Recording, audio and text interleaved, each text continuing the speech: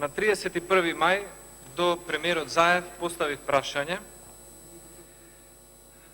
дали може да се добие, согласно законот до пристап, слободен пристап за информации, бидејќи владата тврди дека е транспарентна, договорот и биографијата од советникот Љупчо Зафировски, кој што премиерот кажа дека е негов специјален советник за односи со Франција и дека има врски со кабинетот на Макрон и француската влада.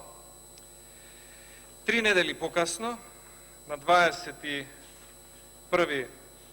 овој месец, од владата на Република Македонија, од премиерот Заев, добив одговор како киша око Крагуевца, дека тој има право да склучува договори, да ангажира советници, иако тоа не беше прашањето, за на крајот да се каже во врска со бараниот материјал од вашето прашање, договорот за Љупчо Зафировски како советник и неговата биографија, бидејќи никаде не постои на интернет, согласно уставот и постоечката законска регулатива, ве подсетувам дека листата на сите советници и соработници со опис на ангажман на висија на надомест е повеќе пати јавно објавена. Се крие биографијата на специјалниот советник, пријател на Макрон, советникот на Заев, господинот Љупчо Зафировски. Зошто се крие неговата биографија и неговиот договор? Сега ќе ви кажам, господине Заев, и ќе имам и дополнително прашање кое што се надевам дека ќе го одговорите.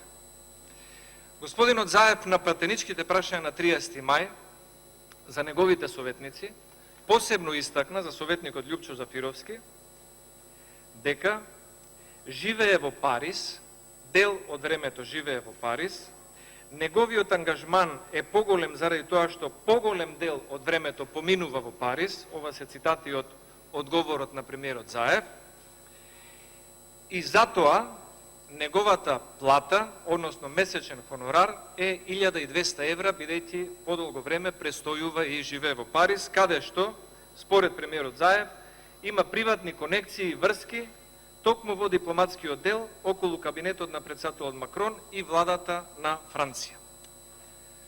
Почитувани новинари, почитувана јавност, премиерот Заев лаже. Советникот Љупчо Зафировски не живее во Париз. Советникот Љупчо Зафировски има постојано живеалиште во Скопје. Советникот Љупчо Зафировски не ја прима платата во Скопје, премиерот и советникот избегнуваат плаќање на данок. Ја прима платата во Србија на трансакцијска сметка која што ја отворил таму, затоа што во Македонија сака да избегне обврски кон негови доверители како должник.